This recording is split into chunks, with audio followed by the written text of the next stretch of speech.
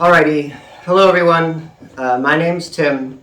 I'm going to make a video about the purchase, unboxing, installation, etc. of a supercharger kit that I bought for my 2017 Chevrolet SS sedan. It's a kit that fits on the 2014 through 2017 models. Hopefully you guys will find it useful. It'll be a series of videos. I guess first off, just right out the gate, this is my first attempt at making an explanatory video of any kind. I don't have any fancy equipment, microphones, any of that kind of stuff. It's just my phone taped up against the post and the things that I've got. Also, I can't seem to say a complete sentence as soon as the phone is on record. But hopefully you guys will be generous and overlook much of that. Anyway, yeah, so the kit that I got, it is the Whipple 2.9 liter supercharger kit. I bought it through the preeminent reseller of those, also find them on eBay and whatnot.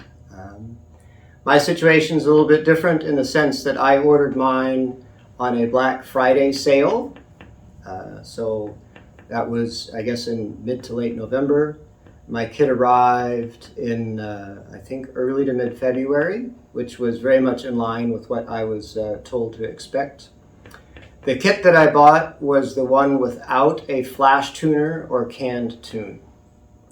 Specifically, my car has some modifications already. I have long tube headers. I have Texas Speed or PRC heads. I have a fairly large cam. It's Texas Speed also. I think it's a stage 2 or a stage 3. I can't quite remember. So the tune that would have come with the other kit, the one that includes a canned tune and a flash tuner, would not have worked for me anyway. So that's fine. Saves me a little bit of money. I'm going to have to take a tune anyway. But all right, so I plan to have an unboxing video. I plan to have, a small explanation. I intend to probably do an installation video, which I expect will be mostly time-lapse. But yeah, here we go.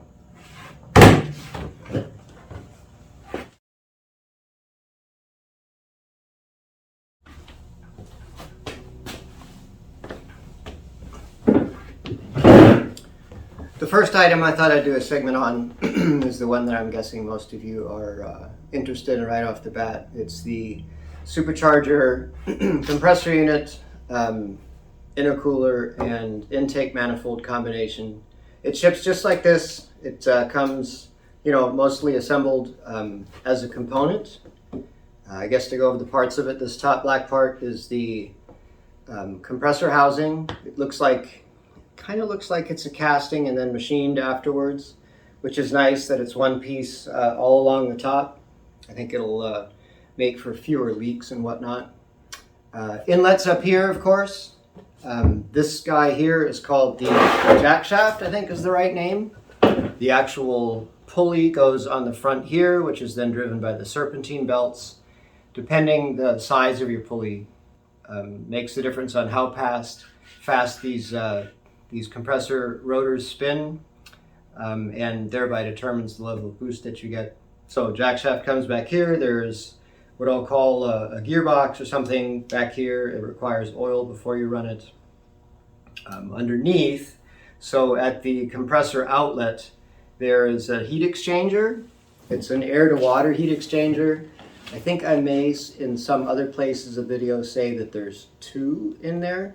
I was mistaken. There's one large water or air to water intercooler that rejects heat from the compressed air. It does so via a water loop back here. I'll probably call it the heat rejection loop from here on out. Water goes from here up to a heat exchanger that goes up by your radiator, and that way some of the compression heat gets taken out before it goes into your intake. The bottom half, so the silver part here, is what will replace your intake manifold itself. Everything is pretty nicely sealed off, so with tape, so that there's no junk or sand or anything in there that could cause us problems either in the motor or in this unit itself. Up front here is a bypass valve, or I guess to be more accurate, this guy is the actuator for a bypass valve that lives inside here. It's open whenever you're just cruising around and you're not in boost, because you don't constantly want boost. But then I'm not sure exactly how it works yet. I believe either at a certain throttle position sensor setting percentage or at an engine load cutoff, this bypass valve closes, and then you actually get the boost that's generated by this guy to go straight into your cylinders, and you get the performance boost, given that you now can introduce more fuel as well. So this thing looks good. The machining looks great. The hardware looks great. The assembly looks nice. Nothing really rattles or anything. These ports are up here, I believe, are for vacuum. I think this probably goes to the brake booster, the power brake booster, and various other areas. This here is, of course, where your injectors will ultimately go, and then the fuel rail will go on top of that. Yeah, and that's it. That's what it looks like.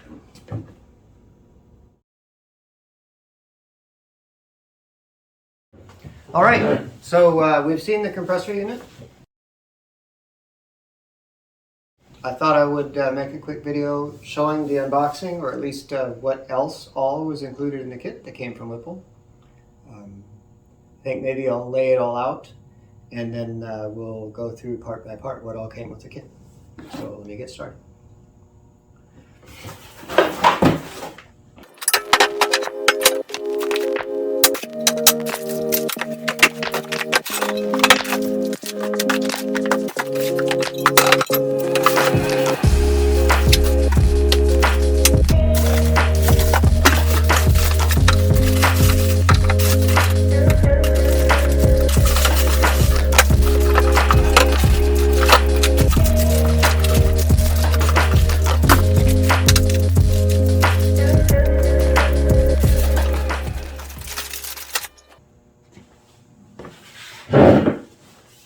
All right, this is it. A few moments later. All right, let me go through some of this piece by piece, and then set it aside, just an inventory of everything that came in the box. So there's two large bags, kind of like this, that have a lot of the plumbing, both for compressed air, vacuum, and water. They're very nicely labeled. Each sub bag actually also has nice stickers with printouts on them with what each one of these components is for. There's two of these bags.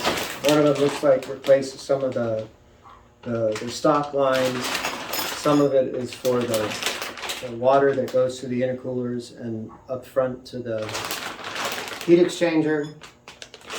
Has very nice hose clamps. It looks like it's the very modern pressure clamps that go on, not the screw type.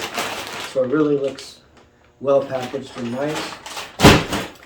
Let me get the big pieces out of here first. So this is the heat exchanger for the front. The water goes through here before it goes back into the compressor unit, or south of the compressor unit, to cool off some of the air. These look nice. Wells look pretty good. This guy took a little bit of a hooey right here, but I think it's just the fins. Everything else looks just fine. Paint's pretty good. This goes in the front. This is some of the bracketry that holds it firmly in place on your bumper support beam. All right, and other than that, we have instructions. Ooh. Apparently instructions cause cancer in California, so thank goodness we're not there. Yeah, the instruction package has well-documented instructions with pictures and whatnot. Has a nice little booklet with thorough-looking instructions. We'll see after I've attempted the actual install whether I think they're thorough or not. Right now they look pretty good. Looks like I've got a set of intake gaskets. So to go between the cylinder heads and the compressor unit on each side, that looks good. They gave me some really nice stickers. There's actual stickers. And then these guys over here are actually like raised letters. I don't know if these go on the hood hump or what. And they gave me a license plate. All right, well, instructions. Okay, regarding the parts, we've got a number of silicone couplers. Looks like there's hose clamps in there as well. Yet another one here. These most likely go to the intake tube. Yep, Whipple intake tube. Everything we need for that, I'll set it aside. So I'll put these up here. These look like injectors to me, but we'll see here in a second.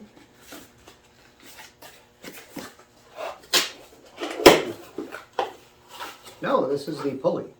So this is the actual pulley that bolts onto the front of the jack shaft on the compressor.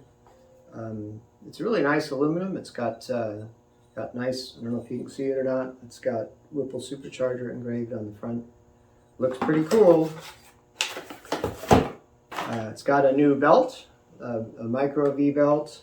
Can't tell how many ribs it has, the appropriate number of ribs, I guess. It has an electrical wire harness with what looks to be very OEM looking attachments at the end. So it looks like this would snap into absolutely everything. It's got a couple little fuses. I think really all sensors and other items should be well served by this wiring room. Looks really professional. This item I think is the jack shaft cover. It's just plastic. It goes over the jack shaft so it's not sort of spinning freely. Looks nice though. It says Whipple on it. Let's see. Here's some hardware to actually attach it. It's got screws and washers. Let's see what this is. Oh, so these are the injectors actually. Same kind of box. Yes. So these are 8 Bosch 65-pound fuel injectors. I'm told that these are good for 800 horsepower crank on pump gas. Need to make sure I don't run out of duty cycle on these because I already flow a little bit more air than a stock LS3, given that I've got a big cam and heads and stuff on the car. But anyway, it comes with injectors. Looks like it's actually 8 of them, so that's great. Put these back. It comes with spark plugs. It came with 8 replacement spark plugs. It's the, they're Denso Iridium. I believe that they're 1 heat rate hotter than the ones that I currently have in there. But anyway, it comes with 8 new spark plugs. These are the new fuel rails that will go on the end of the injectors and deliver fuel to the injectors and then into the intake tract. These they look like billet aluminum. All the threads and machining looks pretty nice on them. This is the hardware kit that was included with these fuel rails. I guess this is to affix them and make sure that the injectors seat properly and have the appropriate amount of tension on them. Anyway, it came with very nice looking, looks like stainless hardware even. Here is a pump. I guess a little bit of heat sink on the back here. My strong guess is that this is for the coolant so that it can circulate through the heat exchanger mounted, by the radiator and then go through the air to water intercool section downstream of the compressor section of the supercharger unit. Looks like a stout pump, so nice. That came included with it. Here is the pulley system. This seems to be the tensioner, if I'm not mistaken. Looks very nice. Also billet aluminum. Bearings seem really good. Spins nicely. Yep. Here's another idler pulley. Also on on a piece of billet aluminum. Looks like it's anodized black. All right. I'm honestly not sure what this is. This is the Y-body idler plate spacer bag. So I'm guessing this or this idler pulley will require some spacing to the block. It is aluminum and has hardware in it, so I guess these go together. Here's more hardware and plumbing pieces. This one. More mounting and installation hardware. Looks like pretty quality hardware. These are, I guess, pan head cap screws, I think they're called. They have a hex in them. Pretty good. This is a pretty good example of the type of hoses that are in the other bags that I showed initially. They're very nice, kind of a nylon braided coating. Or sleeve, whatever the right word for it is. Looks pretty good, is well labeled on each end as to where it goes. Actually has caps on it to make sure that foreign material doesn't get in anywhere. I believe these transport vacuum, actually, not water. This is the reservoir kit. This is probably where you fill and check your fluid on the actual coolant or heat exchanger fluid that moves through the heat rejection loop, right, from the air-to-water intercooler. This looks like a 3-bar MAP sensor. I won't open it, but maybe you guys can see it through here. This replaces the stock MAP sensor. It's 3 bars. This apparently is, yes, so this makes my wiring harness that actually gives injector pulse to the stock injectors. And so this would go on top, right, on this plug right here of this Bosch 65-pound injector, and then the other end will mate up beautifully with the wiring harness that I already have in place for the stock injectors. All right, so here's a 91mm throttle body adapter. It's also billet aluminum. It's, from what I can tell through the bag, quality is very nice. Yep, that looks great. Ooh, big hardware, big honking bolts. I am almost certain, yes, this is for the crank pulley. There's a small tool and some drills in here. There's actually some, there's some lubricant here as well for the drilling. This is specifically a fixture to drill the crank and the crank pulley to make sure that you can put dowel pins in there and arrest any sort of slipping between the crank pulley and the crank itself. So nice, well put together tool. Yeah, it's called an LS3 crankshaft pin kit. That's exactly what it is. Right here we have the actual oil for the supercharger gearbox. It doesn't come shipped with oil in it. This is a specific oil. I think it has to be changed every 100,000 miles. Not really sure I'll get to 100,000 miles on mine, but anyway, it comes separately. You have to fill it before trying to spin up the supercharger, or you get amazing damage right off the bat. And then this fellow here, I think, is a reservoir for my windshield washer fluid, to be honest. I think we have to relocate some things.